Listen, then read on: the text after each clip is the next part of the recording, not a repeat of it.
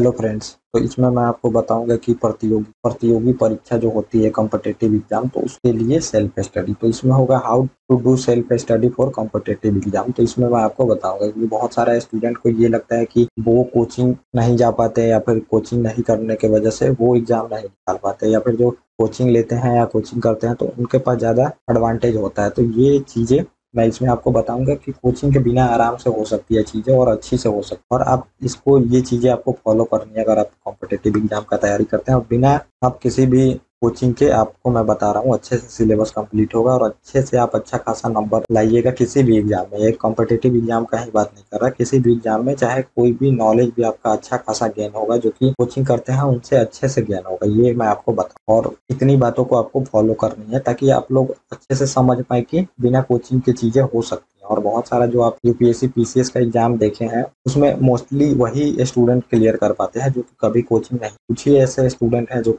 Coaching लेके clear किए हैं, और उसी का नाम फिर आपको चारों तरफ सर्कुलेट किया जाता है, क्योंकि कोचिंग वाले का यही काम है कि वो मार्केटिंग करके पैसा बना सके। पैसा अब मार्केटिंग करेगा, फिर आप एडमिशन लीजिएगा, उसका अच्छी खासी कमाई होती है, तो वो चीज़ें करता है। तो आपको ये चीज़ें फॉलो करनी है और आप घर पे रह के आराम से तैयारी कर सकते हैं, इसमें कुछ भी सोचने की जरूरत। और बाकी चीज़ें जो बचेंगी वो सब सिलेबस कंप्लीट बहुत सारे यूट्यूब चैनल कराते हैं और आप भी कर सकते हैं। तो हम अभी पॉइंट फॉर्मेट में देख लेंगे कि क्या क्या चीज़ें आपको करनी पड़ेगी। तो पहला नंबर है कि आपको कोई भी प्रतियोगी परीक्षा कॉम्पिटिटिव एग्जाम का तैयारी आप करते हैं तो पहला नंबर आपको ये करना है कि find the exam syllabus you are preparing for. तो अब जिसके लिए भी प्रिपेयरिंग कर रहे हैं, तैयारी कर रहे हैं, तो आपको पहला नंबर यही चीजें करनी है कि आपको उस एग्जाम का सिलेबस निकालना है। और सिलेबस निकाल के फिर आपको या तो उसको आप प्रिंट करके रख लें या फिर उसको आप लिख ले कॉपी पे अपनी। तो दो में से एक चीजें करनी है। और सिलेबस मोस्ट इंपॉर्टेंट पार्ट है किसी भी एग्जाम का, तो आपको सिलेबस निकालनी पड़ेगी और सिलेबस निकाल के फिर आप अपने पास रख ले। क्योंकि लोग तैयारी करना तो शुरू कर देते हैं, लेकिन उनको लास्ट तक एग्जाम देने जब तक जाते हैं या फिर एग्जाम 2-3 बार वो अटेम्प्ट दे भी चुके होते हैं,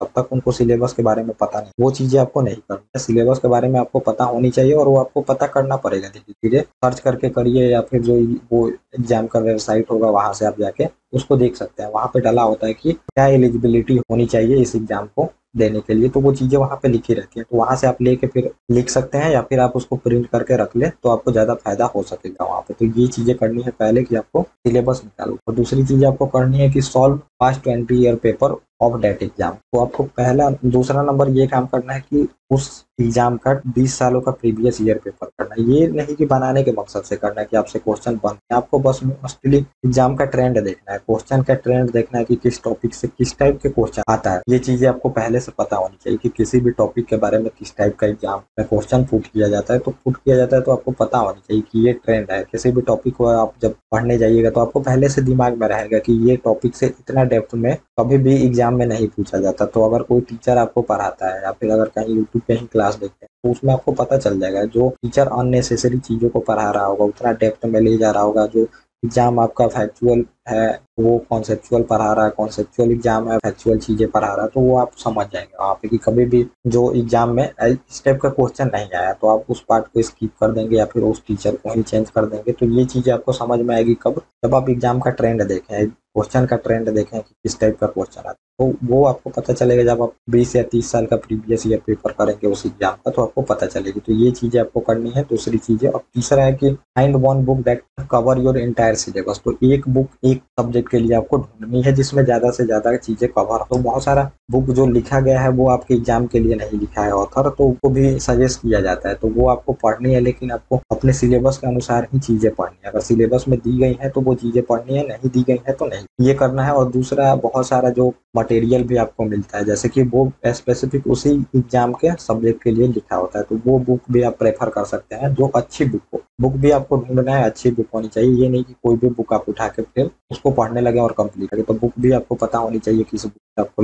पढ़नी है, वो बुक आप लीजिए और उसको पढ़िए। और एक ही बुक को आपको बार बार पढ़ना है। बहुत सारी बुक को एक बार पढ़ने से अच्छा है कि एक बुक को आपको बार बार पढ़ना है। ये चीजें आपको समझ में आनी चाहिए, तीसरी बात। और चौथी बात है कि make schedule for your study. तो आपको अब ड्यूटी जैसा समझना है। जैसे कि लोग नौकरी करते हैं तो आपको नौकरी के लिए पहले से प्रिपेयर रहना है। जैसे आप एग्जाम का तैयारी क्यों कर रहे हैं, एग्जाम का तैयारी कर रहे हैं ताकि नौकरी मिलेगा, लेकिन आप समझिए कि मुझे नौकरी मिल गई है 2 साल पहले से या फिर 3 साल पहले से, आपको बिल्कुल वो नौकरी वाला शेड्यूल मेंटेन करना है। जैसे कि लोग सुबह में चले जाते हैं 9 बजे, फिर 5 बजे आते हैं, वैसे ही आपको चीजें करनी है घर पे। आपको सुबह 9 बजे बैठना है तो फिर आप खाने उठिएगा, खा के फिर आप पढ़ने बैठिएगा। तो ये शेड्यूल मेंटेन करना है आपको, नौकरी वाली चीजें पहले से ही करनी है। समझिए कि मैं नौकरी कर रहा हूँ और आपको शेड्यूल के अनुसार बिल्कुल चलना है। और उसी जो आपका 9 से 5 शेड्यूल होगा तो उसमें आपको फर्दर क्लासिफिकेशन करना है कि इस टाइम में ये चीजें मैं पढ़ूंगा, इस टाइम में ये सिलेबस कंप्लीट करूंगा। तो ये भी चीजें आपको पहले से ही करनी पड़ेगी। ये नहीं कि नौकरी बाद में ड्यूटी करूंगा। आप लोग जैसे ड्यूटी करते हैं वही चीजें आपको करनी है स्टडी पे। आप समझिए कि मैं ड्यूटी ही कर रहा हूँ, तो शेड्यूल बनाना है और उसको फॉलो करना है बहुत स्ट्रिक्ट होके, क्योंकि फिर नहीं स्ट्रिक्ट होइएगा अपने शेड्यूल को लेके तो वो फिर जो सिलेबस होता है पीछे चलते जाता है और उसके बाद फिर एग्जाम में आपको दिक्कत फेस करनी पड़ेगी। और पांचवी बात है कि first time read only, second time highlight and last time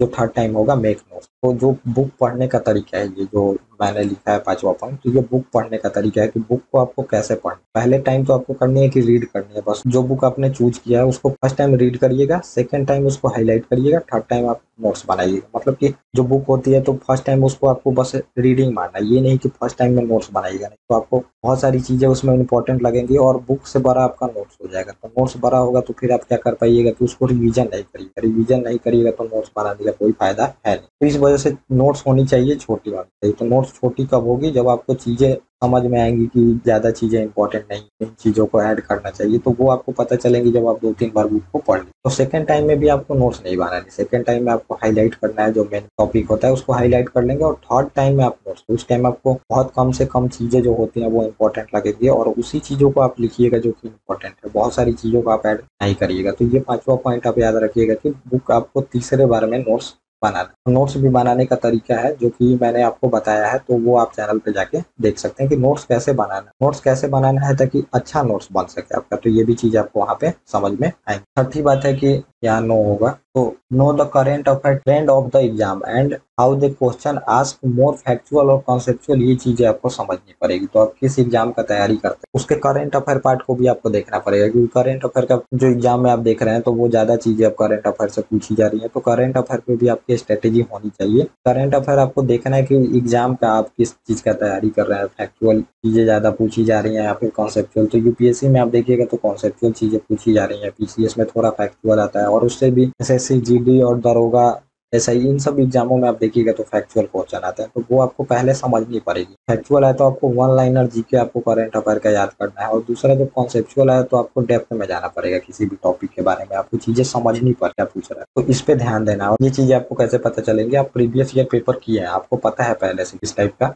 exam में पुट किया जाता है करंट अफेयर, तो उसी अनुसार फिर आप पढ़िएगा। तो जब आप प्रीवियस ईयर पेपर सॉल्व करिएगा तो बहुत चीजें आपको उस टाइम क्लियर होंगी। आपको एग्जाम में बनाने के लिए नहीं प्रीवियस ईयर सॉल्व करना है, आपको बस ट्रेंड देखना है क्वेश्चन। तो ये चीजें आपको करंट अफेयर पे ध्यान देनी पड़ेगी कि ज्यादा कॉन्सेप्चुअल चीज पूछ रहा है या फिर ज्यादा फैक्चुअल चीजें पूछ रहा है एग्जाम में, तो उसी अनुसार आपको फिर तैयारी करनी है। 7वीं नंबर है कि अगर आप घर से तैयारी करते हैं तो practice as much question as you can and give test also. तो आपको जितना से जितना क्वेश्चन हो सके प्रैक्टिस करना है। तो कोचिंग में एक यही एडवांटेज मिलता है आपको कि क्वेश्चन का प्रैक्टिस कराया जाता है, टेस्ट दिलवाया जाता है। वही चीज अगर आप घर पे मेंटेन कर लेते हैं तो आप अच्छे से कंप्लीट कर सकते हैं। आपको टेस्ट देना है, क्वेश्चन का प्रैक्टिस करना है। बहुत सारी क्वेश्चन अब मिल जाती है, बहुत सारा आप साइट देखिएगा, वहां पे आप जाके टेस्ट दे सकते हैं, फ्री में टेस्ट दे सकते हैं। और बहुत सारा वेबसाइट मिल जाएगा जहां से आप टेस्ट कॉपी भी डाउनलोड कर सकते हैं और वहां पे घर पे आप टेस्ट दे सकते हैं और फिर आप उसको एलिब्रेट भी कर सकते हैं खुद से चेक करके। फिर वहां पे आप देख सकते हैं कहाँ पे चीजें गलत आप कर रहे हैं। क्वेश्चन बहुत ही इंपॉर्टेंट है, आपको क्वेश्चन की प्रैक्टिस करनी पड़ेगी और क्वेश्चन की प्रैक्टिस करेंगे तो ज्यादा अच्छा होगा। तो यही चीजें मैं आपको कहना चाहता हूँ, क्वेश्चन का प्रैक्टिस आप लोग शुरू से ही करना शुरू कर दे। कोई भी टॉपिक कंप्लीट करे तो उसके रिलेटेड जितने भी क्वेश्चन होते हैं उसको प्रैक्टिस किया जाए तो बहुत ही अच्छा होगा। ये चीजें आपको अगर 7 चीजों को फॉलो करते हैं तो घर पे बैठे आप तैयारी कर सकते हैं। जो कि बहुत लोग सोचते हैं कि कोचिंग वाले को ज्यादा एडवांटेज है, तो कोचिंग वाले को कुछ एडवांटेज नहीं है, बहुत सारी चीजें उनको छूटती हैं। तो कोचिंग वाले बच्चे आप देखिएगा तो कोचिंग पढ़ के निकलते हैं, उसके 2-3 साल बाद उनका एग्जाम निकलता है, क्योंकि वो फिर से अपने ऊपर टाइम खर्च करते हैं, फिर से चीजों का तैयारी करते हैं, तब जाके एग्जाम बाद निकलती है। ऐसा नहीं है कि कोचिंग किए और उसी बार एग्जाम दिया निकलेगा। बहुत सारी चीजें छूटती हैं जो कि फिर से स्टूडेंट को कंप्लीट करनी पड़ती है और तब जाके बाद में एग्जाम निकलता है। तो वो चीजें आपको समझनी पड़ेगी। घर पे स्टडी सबसे अच्छी होती है। कोचिंग और सेल्फ स्टडी के बारे में मैंने कंपेयर भी किया है, तो वो चीज़ें आप देख सकते हैं जाके चैनल पे। तो ये चीज़ें थी, अगर आप लोग इतने चीज़ों को फॉलो करते हैं तो आपको बेस्ट होगा। और किसी भी आप टीचर या फिर जो भी मतलब आपके जानने वाले हो जो कि इस फील्ड में बहुत अच्छा खासा नॉलेज हो, बहुत दिनों से हो, तो उनसे भी पूछ सकते हैं। तो यही सब चीज़ें वो भी आपको सजेस्ट करेंगे, तो पूछ के आप देख सकते हैं। ये चीज़ आप लोग फॉलो करें, आपको प्रॉफिट होगी, बिल्कुल होगी। यही आज बताना था। Okay guys, thank you.